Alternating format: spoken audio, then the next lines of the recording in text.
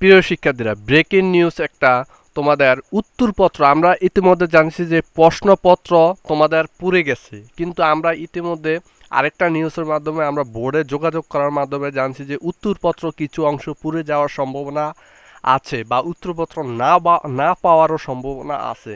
কেন? আমরা জানছি যে থানা রাখা প্রশ্নপত্র ক্ষতি, যখন পরীক্ষা হয়েছে তখন সকল প্রশ্ন কিন্তু থানায় ছিল।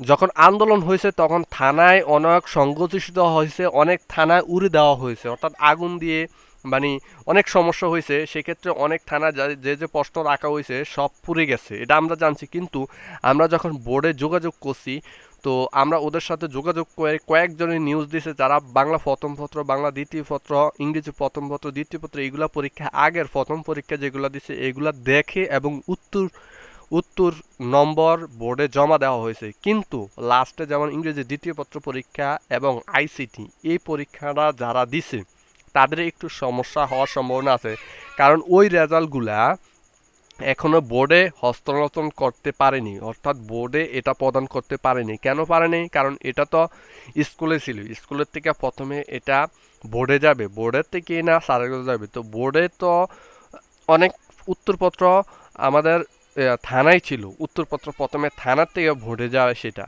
তো থানায় যেগুলা ছিল লাস্টে যে পরীক্ষাগুলো তো নেওয়া সম্ভব অনেকের হয়নি, আমরা যতটুকু জানলাম সেক্ষেত্রে উত্তর পাওয়ার উপর ইফেক্ট পড়ার সম্ভাবনা আছে, এরকম তথ্য আমরা জানলাম।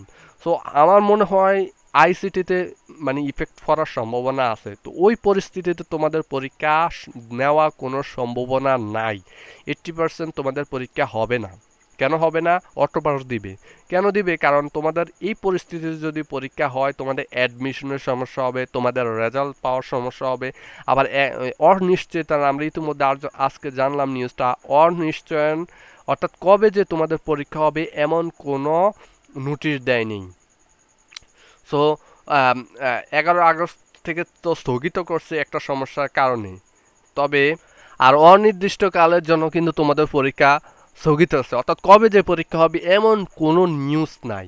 আর আমার এই চ্যানেলে অবশ্যই যারা সাবস্ক্রাইব করবা, ফলো করবা, কমেন্ট করবা প্রতিনিয়ত, আর যদি শিক্ষা বোর্ডের থেকে যে কোনো আপডেটের মাধ্যমে দ্রুত সময়ে আমার এই চ্যানেলে তোমরা আপডেট পাবা। তো সেক্ষেত্রে কি করতে হবে? অবশ্যই চ্যানেলটা সাবস্ক্রাইব করতে হবে, কমেন্ট করতে হবে। আর অটোপাস আমি এর আগে একটা ভিডিও আপলোড করছি, প্রায় 80% লোক ছেলেমেয়ে বলছে তোমরাই অটোপাস চায়। তো সেক্ষেত্রে সেই ভিডিওর মাধ্যমে কিন্তু অনেক র্যাঙ্কে চলে গেছে। র্যাঙ্কে চলার মাধ্যমে কি হবে? এটা শিক্ষা বোর্ডের নজর পড়বে, সাধারণ মানুষ দেখবে। তো একটা হস্তনস্তর হয়ে মাধ্যমে কিন্তু তোমাদের অটোপাসটা দেওয়ার সম্ভাবনা থাকে। তো অবশ্যই তুমি যদি অটোপাস চাও নাকি তুমি 1 মাস পরে পরীক্ষা দিবা, সেটা যদি কমেন্টে না বলো তাহলে আমরা সাধারণ ইউটিউবাররা জানতে পারবো না যে শিক্ষার্থীরা কি চায়। তো সেটা অবশ্যই কমেন্টে জানিয়ে দিতে হবে।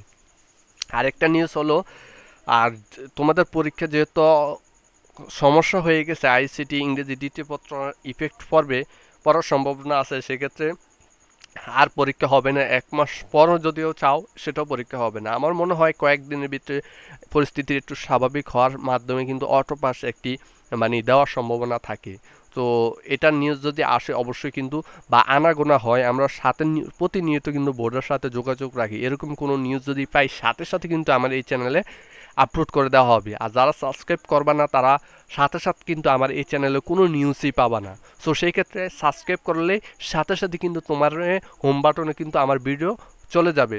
তো সবার আগে কিন্তু তুমি নিউজটা দেখতে পারো। সেই ক্ষেত্রে অবশ্যই কি করে রাখতে নজর রাখতে হবে সজীব স্টাডি চ্যানেলতে এবং সাবস্ক্রাইব করে রাখতে হবে।